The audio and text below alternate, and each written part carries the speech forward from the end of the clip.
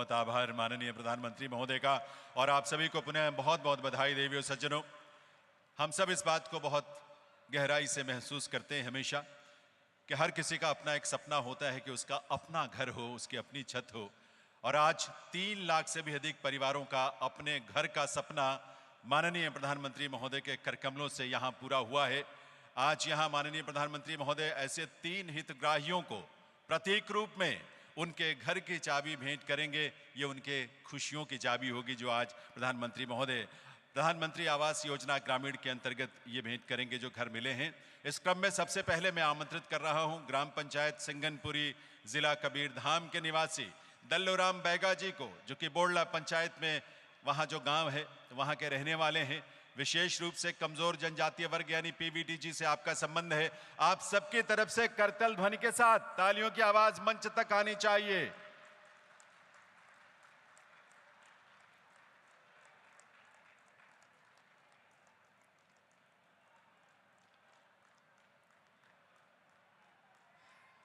दूसरे हितग्राही हैं जगतपाल राम जी जशपुर जिले की ग्राम पंचायत करदना के निवासी हैं, विकास खंड मनोरा से। और उन्हें भी माननीय प्रधानमंत्री महोदय प्रतीक रूप में उनके गृह के, उनके घर की चाबी का ये प्रतिरूप भेंट करेंगे। शुभकामनाएं आप सबकी तरफ से आनी चाहिए करतल ध्वनि के रूप में, तालियों के रूप में देवियों सज्जनों।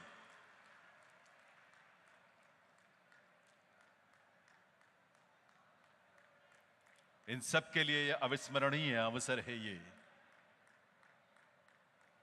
और अब आमंत्रित करूंगा सोमारी पुनेम जी को। बहन सोमारी पुनेम बीजापुर जिले की ग्राम पंचायत चेरपाल की निवासी हैं और बहन सोमारी पुनेम भी प्रधानमंत्री महोदय के करकमलों से अपने सपनों के घर की चाबी, खुशियों की चाबी प्राप्त करेंगी, उसका प्रतिरूप प्राप्त करेंगी। तो मिलकर करतल ध्वनि करेंगे सबके लिए, तालियों से अपनी शुभकामनाएं देंगे देवियों सज्जनों। बहुत बहुत बधाई इन सभी को।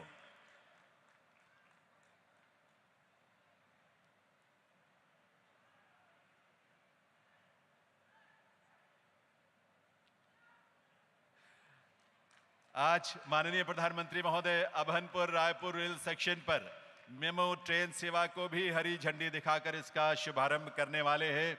और अभनपुर स्टेशन से हम इस समय सीधे वीडियो लिंक के माध्यम से जुड़े हुए हैं। मैं निवेदन करूंगा माननीय प्रधानमंत्री महोदय से कि वे अभनपुर रायपुर रेल सेक्शन पर मेमो ट्रेन को हरी झंडी दिखाकर उसे रवाना करें।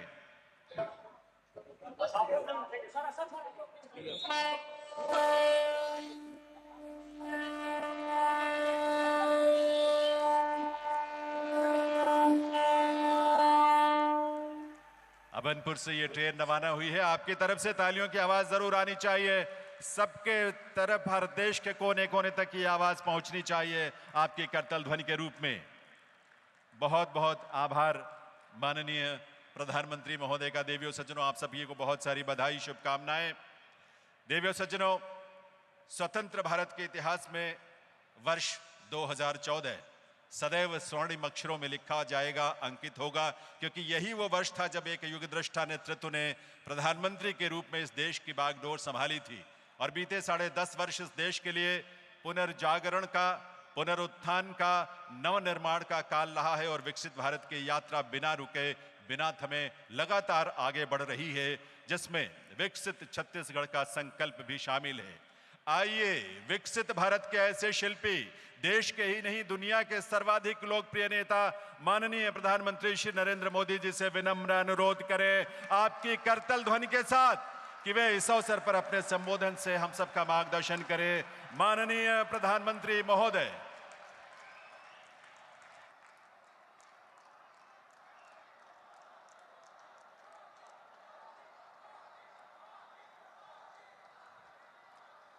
भारत माता की, भारत माता की, भारत माता की, छत्तीसगढ़ महतारी की, रतनपुर वाली माता महामाया की, कर्मा माया की, बाबा गुरु घासीदास की,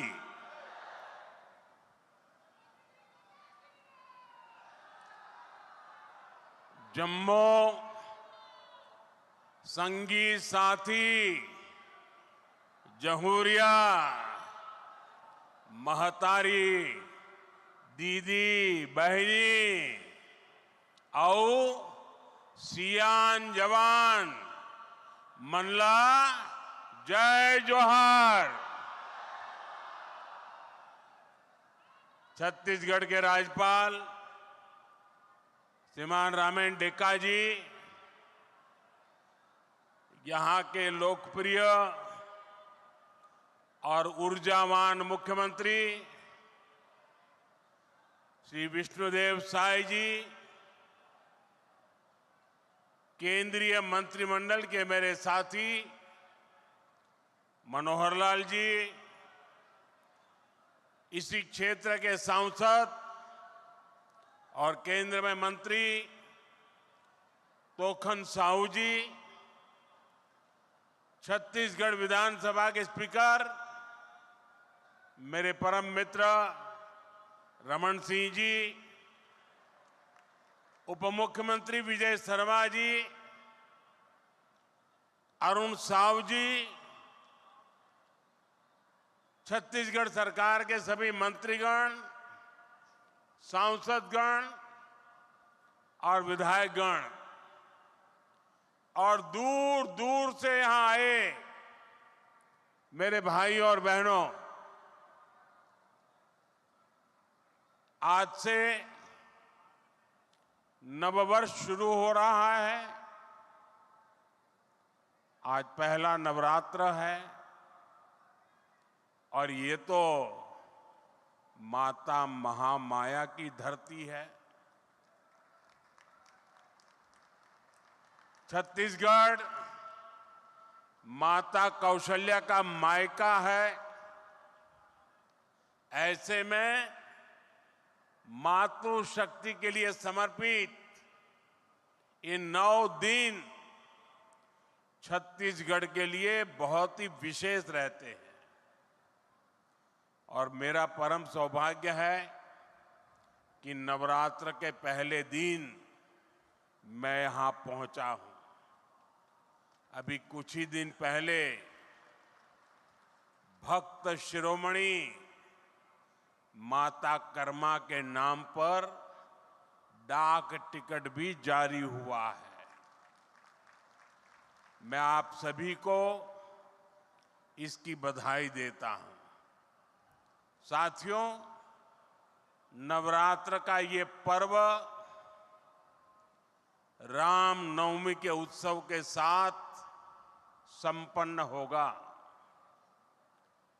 और छत्तीसगढ़ की तो यहां की राम भक्ति भी अद्भुत है। हमारा जो रामनामी समाज है उसने तो पूरा शरीर राम नाम के लिए समर्पित किया है।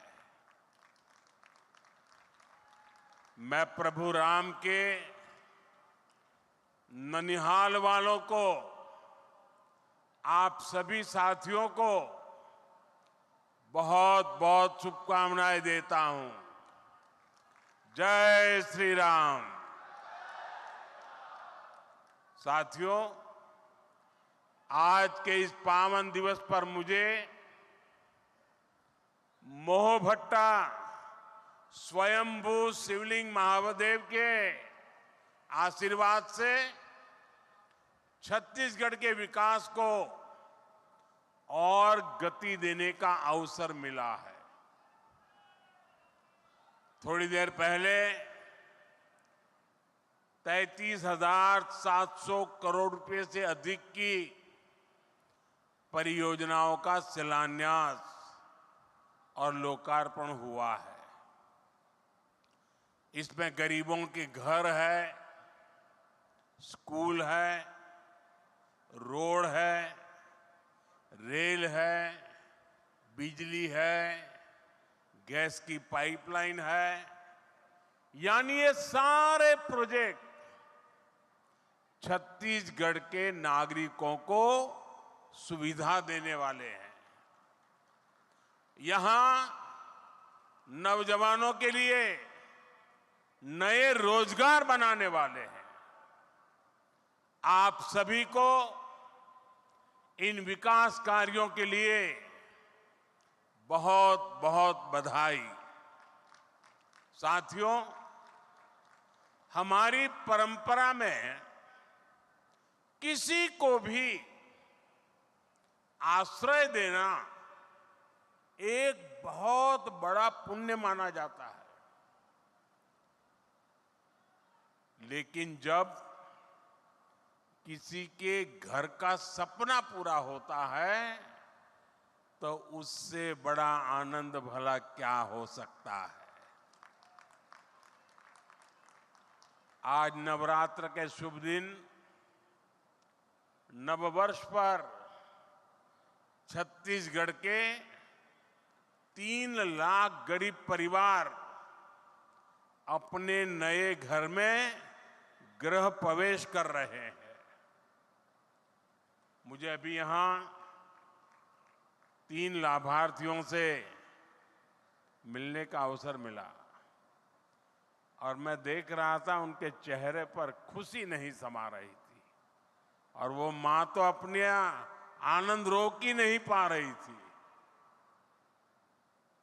मैं इन सभी परिवारों को, 3 लाख परिवार साथियों, एक नए जीवन के लिए बहुत शुभकामनाएं देता। इन गरीब परिवारों के सिर पर पक्की छत आप सभी की वजह से ही संभव हो पाई है।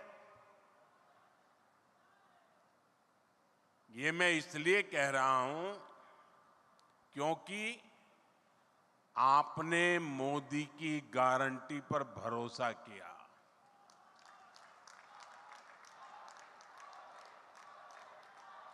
छत्तीसगढ़ के लाखों परिवारों के पक्के घर का सपना पहले की सरकार ने फाइलों में गुमा दिया था और तब हमने गारंटी दी थी कि ये सपना हमारी सरकार पूरा करेगी। और इसलिए विष्णुदेव जी की सरकार बनते ही पहली कैबिनेट में 18 लाख घर बनाने का निर्णय लिया गया। आज उसमें से 3 लाख घर बनकर तैयार है। मुझे खुशी इस बात की भी है, इसमें बहुत सारे घर हमारे आदिवासी क्षेत्रों में बने हैं। बस्तर और सरगुजा के अनेक परिवारों को भी अपने पक्के घर मिले हैं। जिन परिवारों की अनेक पीढ़ियों ने झोंपड़ियों में बेहाल जीवन बिताया है, उनके लिए ये कितना बड़ा उपहार है ये हम समझ सकते हैं। और जो नहीं समझ सकते मैं उनको समझाना चाहता हूं। आप अगर रेलवे में या बस में यात्रा कर रहे हैं, जगह नहीं मिल रही है, खड़े खड़े जा रहे हैं और अगर थोड़ी सी एक आध सीट मिल जाए, आपके आनंद कितना बड़ा रह जाता है पता है ना। 1, 2, 3 घंटे की यात्रा में बैठने की जगह मिल जाए तो आपकी खुशियां अनेक गुना बढ़ जाती है। आप कल्पना कीजिए, इन परिवारों ने पीढ़ी दर पीढ़ी झोपड़ी में जिंदगी गुजारी। आज जब उनको पक्का घर मिल रहा है, आप कल्पना कीजिए उनकी जीवन की खुशियां कितनी उमंग से भरी होगी।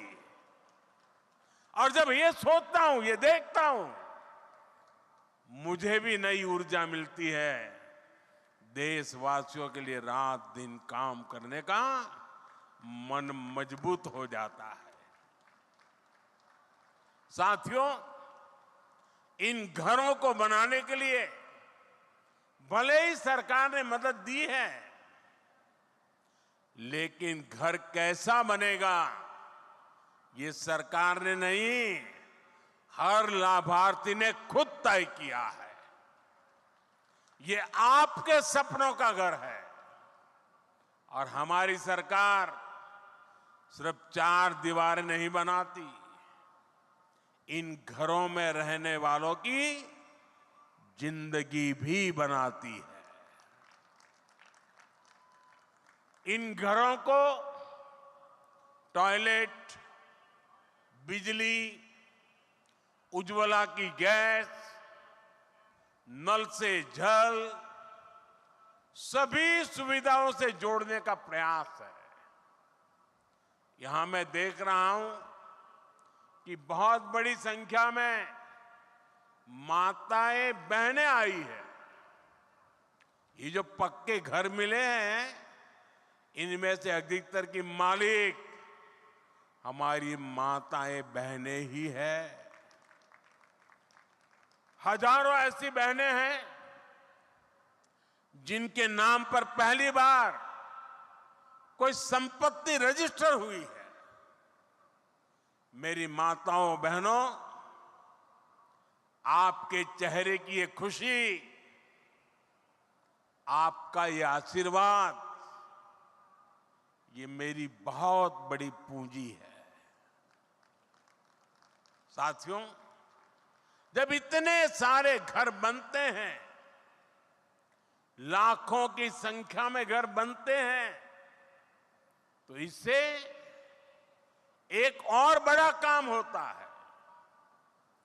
अब आप सोचिए, ये घर बनाता कौन है? इन घरों में लगने वाला सामान कहां से आता है?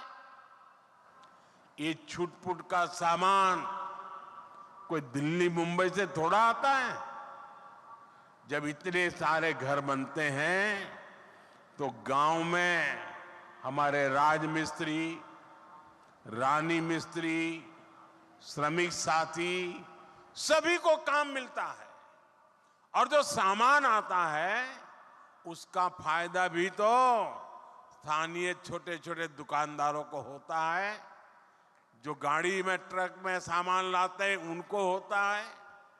यानी लाखों घरों ने छत्तीसगढ़ में बहुत सारे लोगों को रोजगार भी दिया है।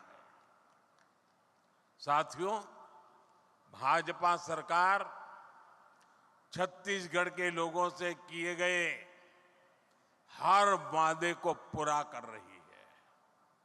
और अभी मुख्यमंत्री जी बता रहे थे कि पिछले दिनों जो स्थानीय स्वराज संस्थाओं के चुनाव हुए, त्रिस्तरीय चुनाव, और उसमें भी आपने जिस प्रकार से आशीर्वाद दिए हैं, आज मैं आया हूं तो मैं इसके लिए भी आभार व्यक्त करता हूं। साथियों, यहां बहुत बड़ी संख्या में अलग अलग योजनाओं के लाभार्थी आए। आप सभी ने अनुभव किया है कि हमारी सरकार कितनी तेजी से अपनी गारंटियां पूरी कर रही है। छत्तीसगढ़ की बहनों से हमने जो वादा किया था वो पूरा करके दिखाया। धान किसानों को 2 साल का बकाया बोनस मिला है। बढ़े हुए एमएसपी पर धान की खरीदी की गई है। इससे लाखों किसान परिवारों को हजारों करोड़ रुपए मिले हैं। कांग्रेस की सरकार में यहां भर्ती परीक्षाओं में भी खूब घोटाले हुए।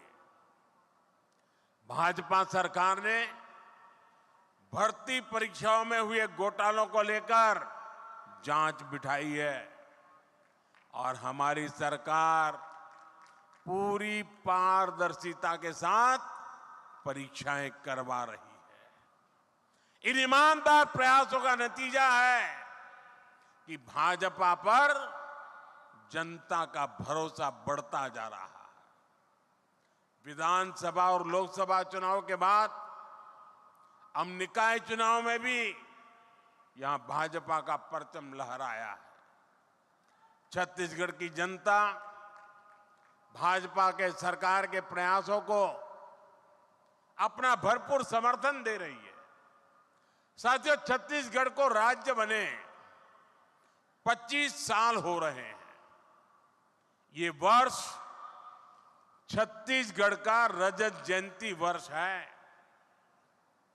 संयोग से यह साल अटल जी का जन्म शताब्दी वर्ष भी है।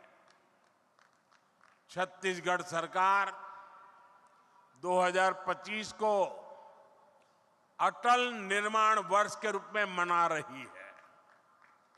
हमारा संकल्प है, हमने बनाया है, हम ही संवारेंगे।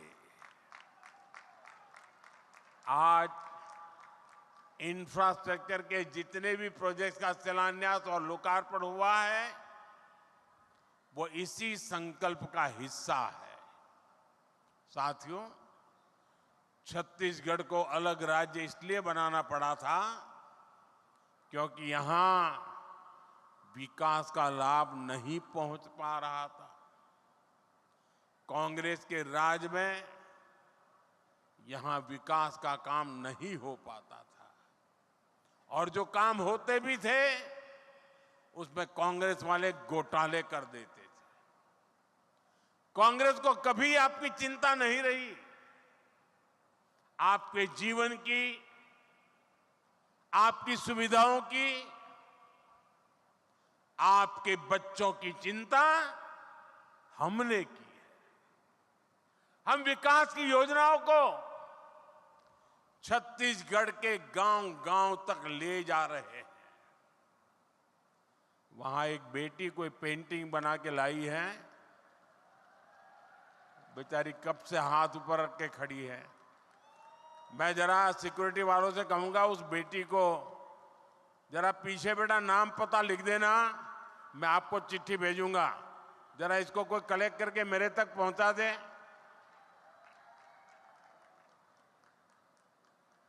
बहुत बहुत धन्यवाद बेटा, बहुत धन्यवाद।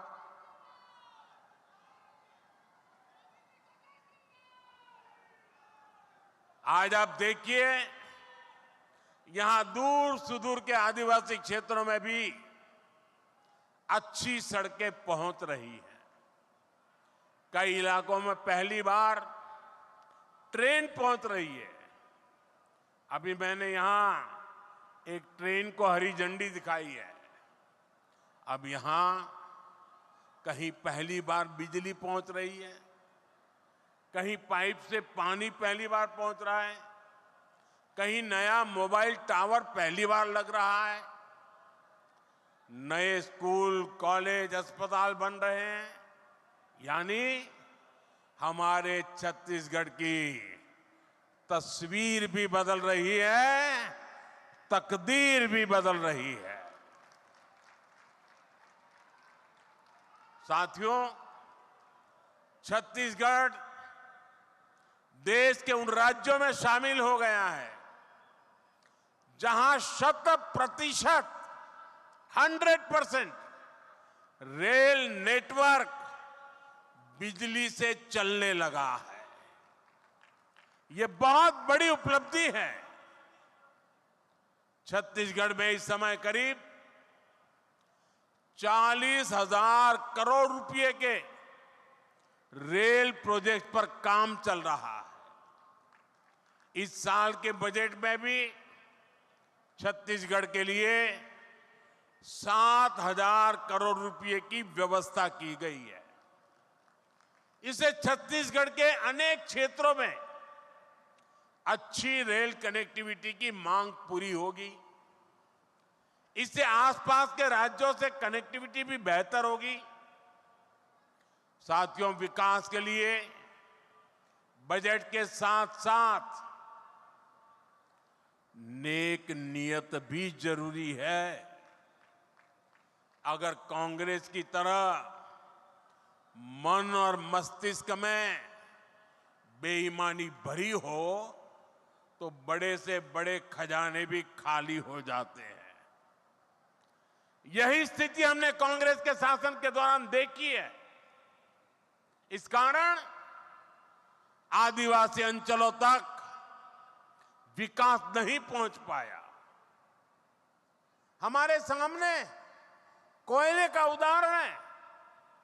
छत्तीसगढ़ में बहुत बड़ी मात्रा में कोयला है, लेकिन यहां आपको जरूरत भर की बिजली नहीं मिल पाती थी। कांग्रेस के समय में बिजली की हालत खस्ता हाल थी। यहां पर बिजली के कारखानों पर उतना काम नहीं किया गया। आज हमारी सरकार यहां नए बिजली कारखाने लगवा रही है। साथियों, हम यहां सौर ऊर्जा से बिजली बनाने पर भी बहुत अधिक जोर दे रहे हैं। और मैं आपको एक और बड़ी शानदार योजना के बारे में बताऊंगा। मोदी ने एक ऐसी योजना शुरू की है जिसमें आपका बिजली बिल 0 हो जाएगा और घर में बिजली पैदा करके आप कमाई भी कर सकेंगे। इस योजना का नाम है पीएम सूर्यघर मुफ्त बिजली योजना। इसके लिए हमारी सरकार हर घर को सोलर पैनल लगाने के लिए 70-80 हजार रुपए की मदद दे रही है। यहां छत्तीसगढ़ में भी 2 लाख से ज्यादा परिवारों ने पीएम सूर्यघर मुफ्त बिजली योजना में अपना रजिस्ट्रेशन करा दिया है। आप भी इस योजना से जुड़ेंगे तो आपको बहुत लाभ होगा। साथियों, नेक नियत का एक और उदाहरण गैस पाइपलाइन भी है। छत्तीसगढ़ समंदर से दूर है, तो यहां तक गैस पहुंचाना इतना आसान नहीं है। पहले जो सरकार थी उसने गैस पाइपलाइन पर भी जरूरी खर्च नहीं किया। हम इस चुनौती का भी समाधान कर रहे हैं। हमारी सरकार यहां गैस पाइपलाइनें बिछा रही है। इससे पेट्रोलियम से जुड़े उत्पादों को ट्रकों से ट्रांसपोर्ट करने की मजबूरी कम होगी। ये चीजें कम कीमत में आप लोगों को मिलने लगेगी। गैस पाइपलाइन आने से यहां सीएनजी से गाड़ियां चल पाएगी। इसका एक और फायदा होगा, घरों में खाना बनाने की गैस अब पाइप से भी आ पाएगी। जैसे पाइप से पानी आता है किचन में, वैसे ही अब गैस आएगा। हम अभी 2 लाख से ज्यादा घरों में सीधे पाइप से गैस पहुंचाने का लक्ष्य लेकर चल रहे हैं। गैस उपलब्ध होने से यहां छत्तीसगढ़ में नए उद्योग लगाना भी संभव हो पाएगा। यानी बड़ी संख्या में यहीं पर रोजगार बनेंगे।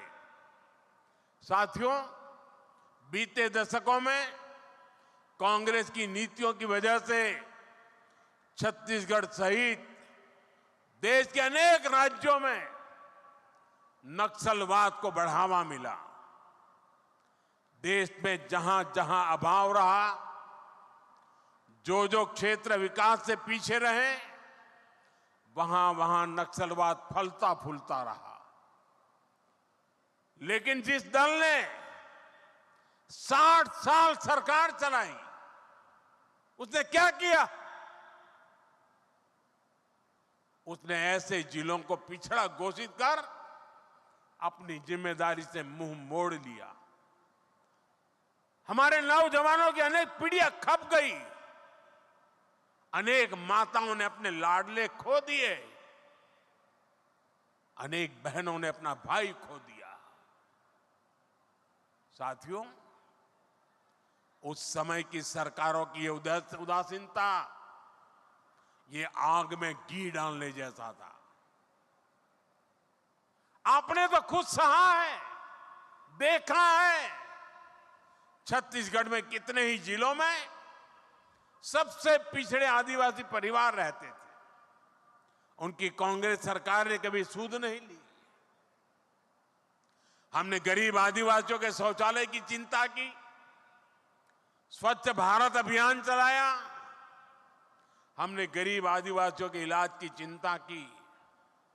5 लाख रुपए तक मुफ्त इलाज देने वाली आयुष्मान भारत योजना चलाई। हमने आपके लिए सस्ती दवा की चिंता की। 80% छूट देने वाली पीएम जन औषधि केंद्र खोले। साथियों, जो लोग सामाजिक न्याय पर झूठ बोलते हैं, उन्हीं लोगों ने आदिवासी समाज को भूला रखा था। इसलिए तो मैं कहता हूं, जिसको किसी ने नहीं पूछा, उसको मोदी पूजता है। हम आदिवासी समाज के विकास के लिए भी विशेष अभियान चला रहे हैं। हमने आपके लिए धरती आबा जनजातीय उत्कर्ष अभियान शुरू किया है। इसके तहत करीब 80,000 करोड़ रुपए आदिवासी क्षेत्रों में खर्च किए जा रहे हैं। इससे छत्तीसगढ़ के करीब 7,000 आदिवासी गांवों को फायदा हो रहा है। आप भी जानते हैं कि आदिवासियों में भी अति पिछड़ी आदिवासी जनजातियां होती है। पहली बार हमारी सरकार ने ऐसे अति पिछड़े आदिवासियों के लिए पीएम जनमन योजना बनाई है। इसके तहत छत्तीसगढ़ के 18 जिलों में 2000 से अधिक बसाहटों में काम किया जा रहा है। देश भर में पिछड़ी जनजातियों की बस्तियों में करीब 5000 किलोमीटर की सड़कें स्वीकृत की गई है। इनमें से करीब आधी सड़कें छत्तीसगढ़ में ही बनाई जानी है, यानी 2500 किलोमीटर की सड़कें यहां पीएम जनमन योजना के तहत बनेगी। आज इस योजना के तहत ही यहां अनेक साथियों को पक्के घर भी मिले। साथियों, आज डबल इंजन सरकार में छत्तीसगढ़ की स्थिति तेजी से बदल रही है।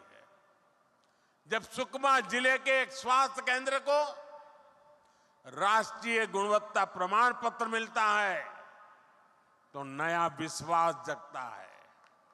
जब कई सालों बाद दंतेवाड़ा में फिर से स्वास्थ्य केंद्र शुरू होता है, तो नया विश्वास जगता है।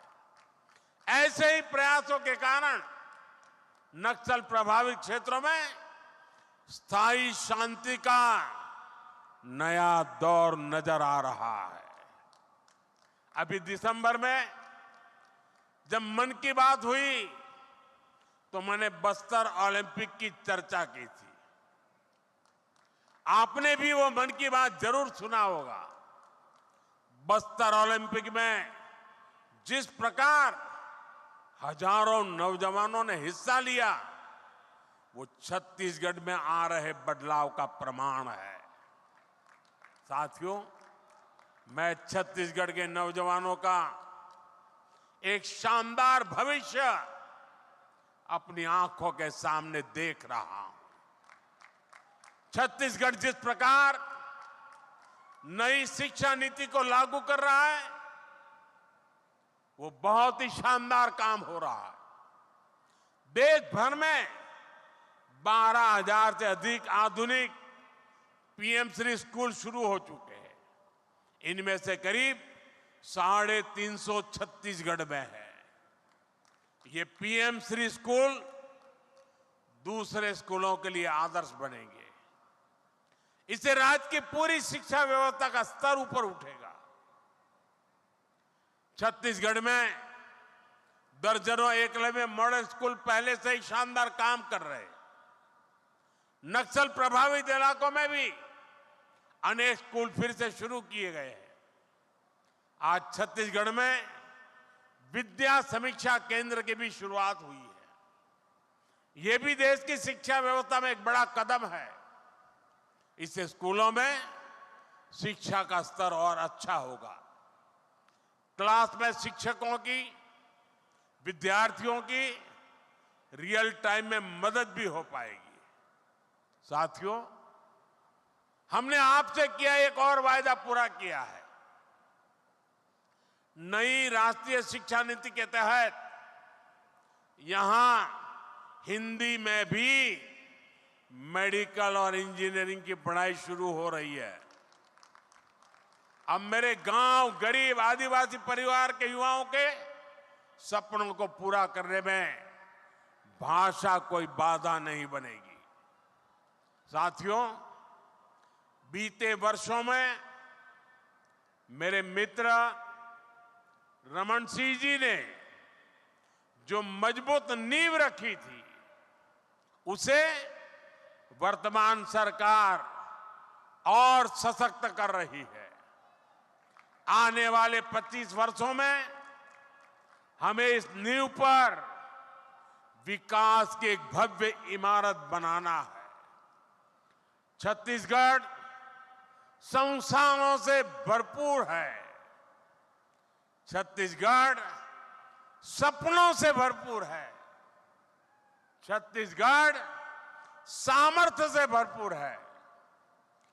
25 साल बाद जब हम छत्तीसगढ़ की स्थापना के 50 वर्ष मनाएं, तो छत्तीसगढ़ देश के अग्रणी राज्यों में हो, इस लक्ष्य को हम पाकर के ही रहेंगे। मैं आपको फिर विश्वास दिलाऊंगा, यहां विकास का लाभ छत्तीसगढ़ के हर परिवार तक पहुंचे, इसके लिए हम कोई कोर कसर बाकी नहीं छोड़ेंगे। एक बार फिर आप सभी को इतने सारे विकास कार्यों के लिए और नव वर्ष के आरंभ में ही बहुत बड़े सपने लेकर के जो यात्रा आरंभ हो रही है, उसके लिए मैं आपको बहुत बहुत बधाई देता हूं। बहुत बहुत धन्यवाद। आइए हम सब अपने अपने स्थान पर खड़े होकर आभार व्यक्त करें माननीय प्रधानमंत्री महोदय का उनके प्रेरक संबोधन के लिए, उनके उस नेतृत्व के लिए जो भारत को विकसित राष्ट्र और छत्तीसगढ़ को विकसित प्रदेश बनाने में हम सबको मिल रहा है। आप सबकी करतल ध्वनि के साथ बहुत बहुत आभार छत्तीसगढ़ वासियों की तरफ से, यहाँ की जनता की तरफ से, यहाँ के गरीबों, यहाँ की युवाओं, महिलाओं, किसानों की तरफ से और यहाँ के हर वासी की तरफ से। आज 33,700 करोड़ रुपए से भी अधिक की परियोजनाओं की सौगात आपने इस प्रदेश को दी है, इस प्रदेश के लोगों को दी है। 3 लाख से भी अधिक गरीब परिवारों को उनका अपना सपना उनका पूरा किया है। 3 लाख से भी अधिक घर उन परिवारों को मिले हैं। आज ये उन सब के लिए सौभाग्य की घड़ी है, हम सब के लिए गर्व की घड़ी है। इसलिए हृदय से आभार। उनके जीवन को बेहतर बनाने और विकास को गति देने वाली रेल, सड़क, शिक्षा, तेल, गैस